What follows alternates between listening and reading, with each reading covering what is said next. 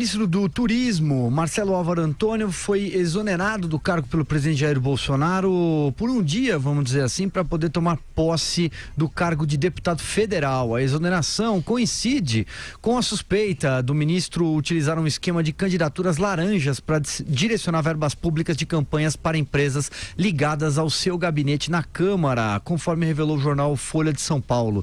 Para evitar constrangimentos, Marcelo Álvaro afirmou nas redes sociais que retomará as atividades no Ministério nesta quinta-feira. Pois bem, eu não vou nem me estender muito no caso, porque afinal de contas é o mesmo do qual a gente já falou. O que parece, começa com você agora, Andreasa, o que parece é que ele realmente deve retornar ao cargo, né? Mas, Silvio, eu tenho a impressão de que a frigideira está alta. É uma impressão, hein, pessoal? É uma projeção. Não estou fazendo nenhuma previsão, não. Eu acho que o fogo está alto e está alto, aliás, desde dentro do governo. Não tem muita gente disposta a defender esse ministro. Vejam que a exoneração dele para voltar à Câmara, não se sabia desse bate-volta, foi comemorado inclusive por pessoas do partido dele, achando que era correto fazê-lo, né? Quer dizer, é um sinal claro de que a fritação está rolando. Então, vai e volta, mas tenho a impressão, pessoal, de que talvez não prospere muito. E podia aproveitar e acabar com esse ministério logo de uma vez, né? Do turismo. Ia ser bom. Agora, a modalidade pela qual ele é investigado de laranja é uma obra-prima da criação brasileira, hein? Não sei se foi isso que aconteceu, mas a ser verdade é realmente genial. Usa candidaturas fantasmas, mulheres, para usar cota prevista em lei, e uma vez recebendo, as candidatas repassariam parte, rachadinha, hein? Para o partido em Minas Gerais e, portanto, para o candidato. É o estado da arte da pilantragem. É do PSL, hein, rapaziada? Diga lá, Vera Magalhães. Isso aí começou o dia com uma confusão, porque o Diário Oficial da União trouxe a exoneração do ministro, como traz sempre quando um ministro é exonerado, sem maiores detalhes. Logo se vinculou a exoneração a esse caso, mas acontece que o Marcelo Álvaro Antônio não tinha tomado posse na sexta-feira, junto com os outros ministros que são deputados, porque ele tinha se submetido a uma cirurgia. Tanto que apareceu hoje para fazê-lo numa cadeira de rodas. E aí logo houve a associação. Como está em desuso uma coisa básica, né? Que é possível fazer a partir aqui, ó, desse aparelhinho, chama checagem. Eu acordei às 6 da manhã, vi a confusão armada e fiz uma coisa singela. Perguntar, ele foi exonerado para cair ou ele foi exonerado para tomar posse? Rapidamente, essa milagre da tecnologia permitiu que 2 ministros, Onyx Lorenzoni e Gustavo Bebiano, respondessem que ele voltará. Aí já tinha deputado do PSL dizendo que o Bolsonaro fez o correto, que é isso mesmo, que ele tem que se explicar da planície, e aí, se for inocente, ele volta. Não há ainda nem praticamente uma investigação aberta contra o cara, mas os deputados que teriam de conviver com o sujeito lá na bancada, porque ele é deputado também do mesmo partido, PSL, já trataram de comemorar.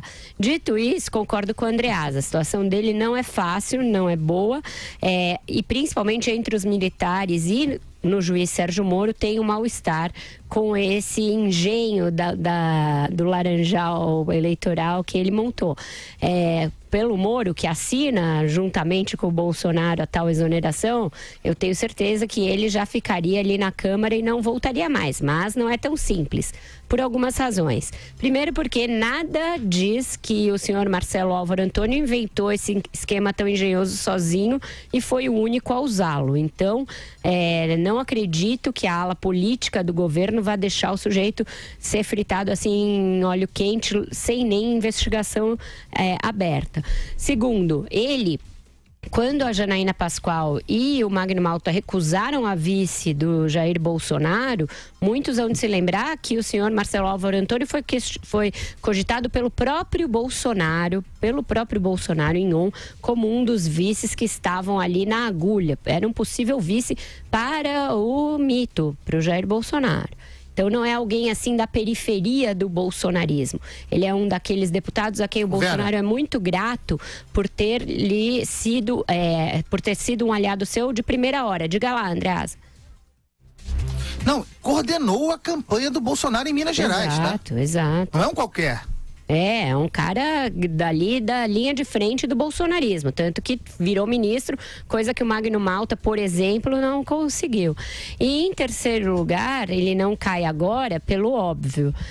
O bolsonarismo não ia dar esta alegria para a imprensa, principalmente para a Folha de São Paulo, com a qual está em guerra.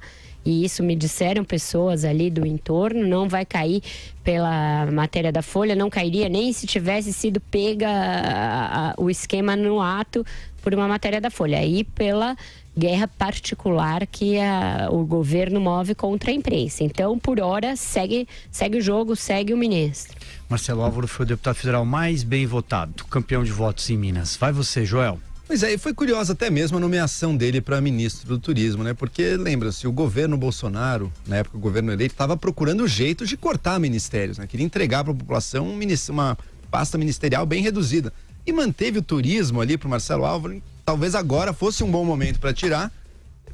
Não vai fazê-lo por causa da guerra contra a mídia, mas veja, os deputados do PSL, do próprio partido, do Bolsonaro e do Marcelo Álvaro, que comemoraram, estão numa situação estranha agora, né? Porque se eles comemoraram dizendo que o Bolsonaro estava fazendo a coisa certa, bom, o Bolsonaro não fez o que eles achavam, portanto, estaria o Bolsonaro fazendo a coisa errada agora, portanto, ao manter alguém suspeito de corrupção aí, que vai ser alvo de investigações? E isso nos leva, né, algo que a gente vem falando aqui desde o início e tal, que é: política não se faz no Twitter, mandato parlamentar não se exerce no Twitter. Enquanto a deputada estava tweetando, a Carla Zambelli, ela poderia fazer o mesmo que eu, ela tem mais acesso aos ministros do que qualquer jornalista, certamente. Ministro, o meu colega aqui de bancada, ele vai voltar para exercer o seu mandato, ou ele só veio aqui dar uma passadinha e vai voltar para o ministério?